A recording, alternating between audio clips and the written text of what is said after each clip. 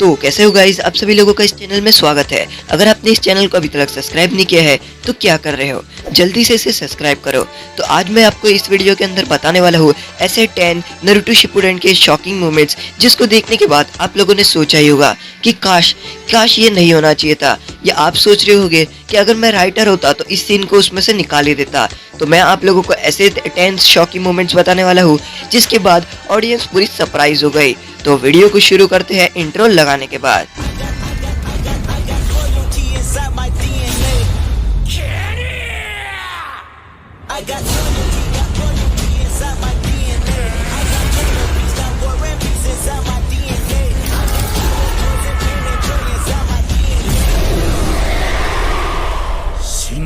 Tensei.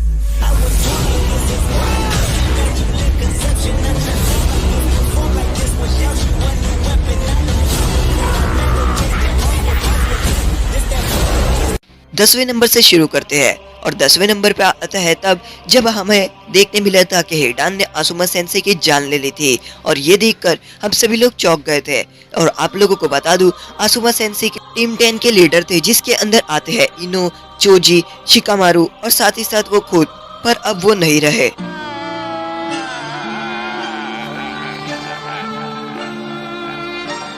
Team 10 और साथ ही साथ अकात्सुकी का आमना सामना बहुत ही ज्यादा जल्दी हुआ और ये सभी लोगों के लिए नई बात थी। और सबसे सरप्राइज वाली बात तो हमारे हिडान की थी और काकुजुकी थी, क्योंकि वो लोग इमॉर्टल लोग थे, क्योंकि उनका डुओ ग्रुप जो था वो इमॉर्टल लोगों का था। और ये देखकर सभी लोग शॉक हो गए थे। और साथ ही साथ आसुमा सारुटोबी की मौत के बाद सभी लोग को शॉक लग गया था।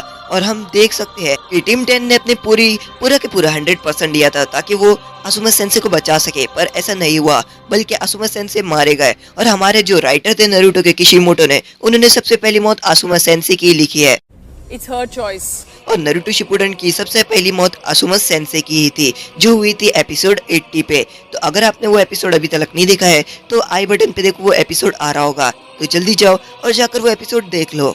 तो बढ़ते हैं हमारे अगले शॉकिंग मोमेंट्स की तरफ और वो जो आता है नंबर 9 पे। हम नारुतो देखते देखते सरप्राइज तब हो गए जब पेन के थ्रू मास्टर जिराया की मौत हो गई। तो जिन लोगों को पता नहीं है कि जिराया कौन है, तो मैं उन लोगों को बता देता हूँ। जिराया सेंसेई की वजह से नारुतो बहुत ही ज्यादा स्ट्रांग हुआ था। उसकी वजह से ही नारुतो ने रसिंग शुरिकन, समनिंग जुत्सु और ऐसे सभी जुत्सु सिखाया था। और जिराया सेंसेई थे जिसने नारुतो को सब कुछ सिखाया था। और वही थे जो हमेशा अकात्सुकी के ऊपर नजर रखते थे अपने एक फ्रॉक के अंदर घुसकर। और एक दिन उन्होंने रेन विलेज के अंदर घुस के कोनन और पेन से खुलेआम लड़ाई कर दी। मास्टर जिराया की मौत हो गई, ये सबसे ज्यादा हमें दुख वाली बात थी, क्योंकि मास्टर जिराया ने उस सीरीज में जितनी पावर लगाई थी वो सबसे ज्यादा पावर थी पूरी सीरीज के अंदर। जब वो लड़ रहे थे वो सबसे ज्यादा पावर थी, उससे ज्यादा पावर हमें पूरी सीरीज में किधर दिखाई नहीं दी। उसके बाद भी मास्टर जिराया मारे गए, पर उससे भी बड़ी बात ये थी कि मास्टर जिराया ने अपनी मौत को जाया नहीं जाने दिया और मरने से पहले उन्होंने नारुतो को एक क्लू छोड़ दिया था ताकि नारुतो पेन का राज खोल सके।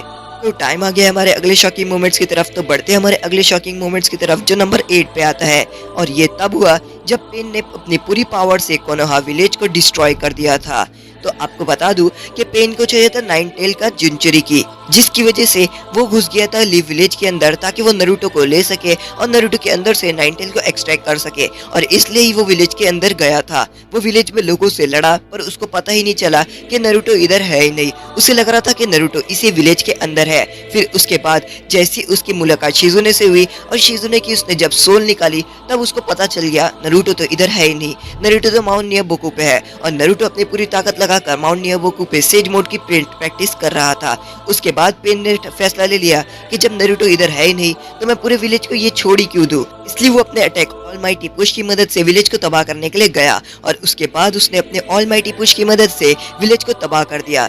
जिसके बाद हम देखते हैं कि नारुतो जब विलेज में वापस आया तो उसने अपना आसपास बस खंडर और लोगों की खूनी देखे। और उसके बाद नारुतो को बहुत ही गुस्सा आया और साथ ही साथ उसको ये भी गुस्सा आया कि काकाशी सेंसेई की मौत हो चुकी थी और काकाशी सेंसेई का चाकरा भी उसे महसूस नहीं हो रहा था। जिसके बाद पेन और नारुतो की एक बढ़िया फाइट हुई थी।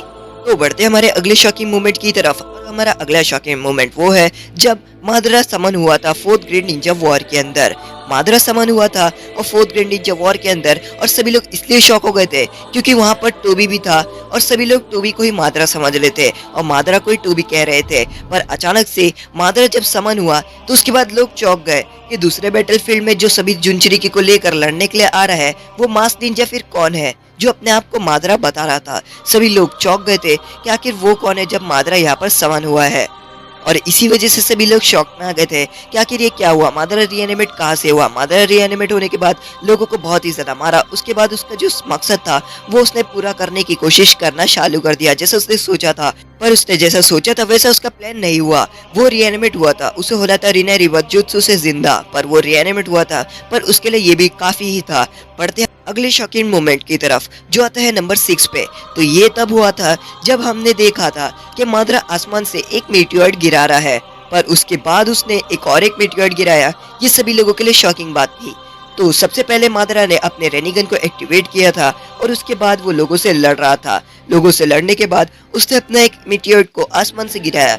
ये देखकर सभी लोग भागना शुरू कर दिए और सभी लोग डर गए थे, पर एक बंदा था जो बिल्कुल भी नहीं डरा, जिसका नाम था ओनोकी।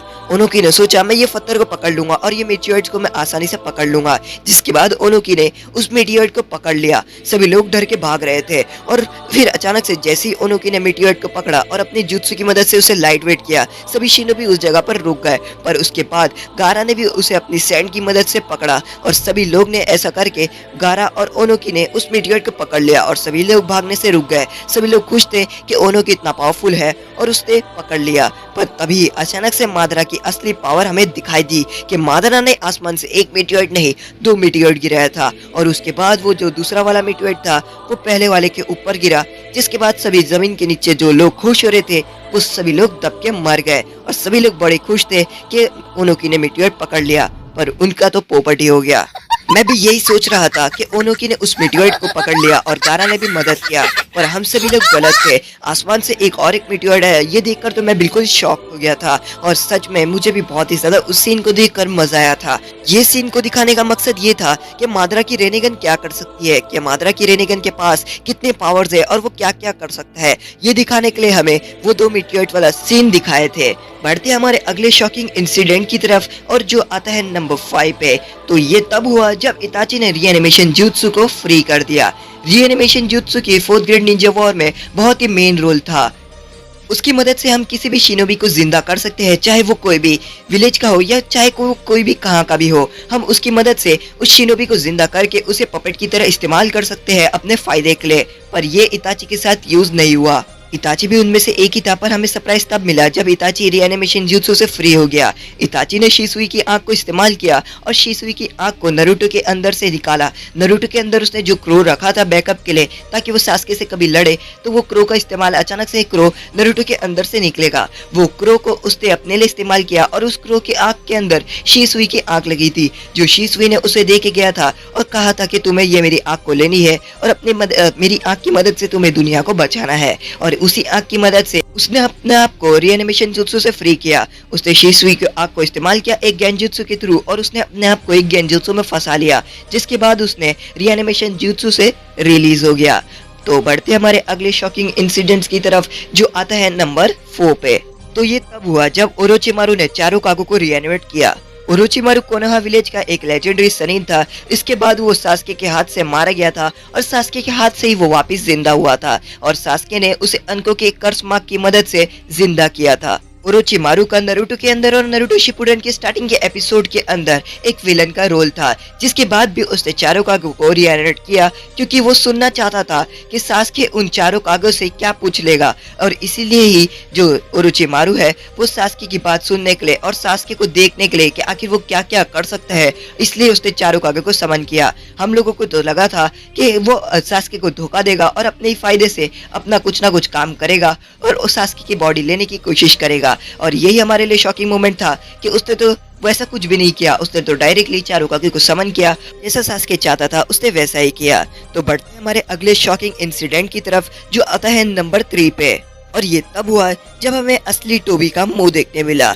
तो आप लोग कहे ओबिटो उचिहा या फिर टोबी या फिर मादरा उचिहा, आप लोग उसे कुछ भी बुला सकते हैं। हमें टोबी का कैरेक्टर पूरी नारुतो शिपुडेन की सीरीज में बहुत ही ज्यादा मिस्टीरियस दिखाई दिया था, क्योंकि हम सभी लोग कंफ्यूज हो गए थे कि आखिर ये टोबी कौन है और आखिर ये मादरा क्या है। फिर ये मादरा बन गया, फिर मादरा से अचानक से उसका मास्क टूटा और उसके बाद फिर हमें दिखाई दिया ओबिटो का मुंह। ओबिटो ही सब लोगों को लग रहा था कि सबसे बड़ा विलन है, क्योंकि सभी लोगों को टोबी ही सबसे बड़ा विलन लग रहा था, क्योंकि वो अकात्सुकी का लीडर था। पर ये तब तक था जब तक मादरा रीएनिमेट नहीं हुआ। जैसे ही मादरा रीएनिमेट हुआ, वही सबसे बड़ा विलन बन गया। ओबिटो को जब फेस रिवील हुआ तो सभी लोग बहुत ही ज्यादा चौंक गए थे। सभी लोग, सभी ऑडियंस और साथ ही साथ काकाशी सेंसे और गाई सेंसे भी शॉक्ड हो गए थे कि ये तो ओबिटो उचिहा ही है। तो बढ़ती है हमारे अगले शॉकिंग इंसिडेंट की तरफ, जो नंबर 2 पे, और ये तब हुआ जब मादरा ने नारुतो और सास्के को मार दिया था। और नारुतो और सास्के मरने ही वाले थे फोर्थ ग्रेड निंजा वॉर में, अगर उनके लिए मदद नहीं आती। तो मैं आप लोगों को बता दूं, नारुतो और सास्के इस सीरीज के पूरे मेन कैरेक्टर थे, और हमें मजा तो तब आया जब नारुतो और सास्के वापस से एक साथ हो गए और वो लोग फोर्थ ग्रेड निंजा वॉर में लड़ाई लड़ रहे थे खिलाफ मादरा के। और उसके बाद कहानी में ट्विस्ट तो तब आया जब मादरा जिंदा हुआ, और जिंदा होने के बाद उसने सभी टेल बीस को सील किया, इंक्लूडिंग नाइन टेल। और इसकी वजह से नारुतो वहां पर मरने की हालत में था, क्योंकि इसके अंदर से नाइन टेल को एक्सट्रैक्ट कर दिया गया था। और उसके बाद सास्के आया था मादरा के पास ताकि वो मादरा को मार सके, पर मादरा ने उसे अपनी शैडो की मदद से पकड़ लिया था। और उसके बाद उसने उसके ही पेट में उसकी ही तलवार को घुसा दिया था, जिसके बाद हमने देखा था कि वो दोनों मेन कैरेक्टर मरने की हालत में थे अगर उन लोगों को मदद नहीं आती। तो हमें तो ये बहुत ही ज्यादा शौक लगा था, क्योंकि हमें तो ऐसा सीन कभी देखने मिलेगा ही नहीं, ऐसा मुझे तो लगा था। तो बढ़ते हमारे आखिरी और सबसे लास्ट शॉकिंग मोमेंट की तरफ, नंबर 1 पर। और ये तब हुआ जब हमने देखा कि यहाँ पर सास्के और नारुतो का एक एक हाथ तो है ही नहीं। हमने देखा कि सास्के और नारुतो कब से अपनी बातें कर रहे थे, और सास्के और नारुतो अपनी बातों और अपनी सभी कुछ में बिजी रहती है। जिसके बाद हमें सीन दिखाता है कि उनकी बात खत्म होती है और वो लोग अपने दोस्त बन जाते हैं, जिसके बाद उन लोगों का एक एक हाथ नहीं रहता है। मैं तो बिल्कुल ही शॉक्ड हो गया था कि इस लड़ाई में उनके एक एक हाथ चले जाते हैं। नारुतो तो वैसे आगे की सीरीज में एक हाथ लगा लेता है ज़ेत्सु के ब्लड से, पर सास्के जो रहता है वो अपना एक हाथ नहीं लगाता है, और वो इसी तरीके से रहता है। तो आज के बस शॉकिंग मोमेंट्स की वीडियो यहीं पर खत्म होती है। अगर आपको आज की वीडियो बहुत ही ज्यादा अच्छी लगी है तो वीडियो को लाइक करना, शेयर करना, चैनल को सब्सक्राइब करना, और अगली वीडियो बहुत ही जल्द आएगी। और तब तक के लिए बाय बाय।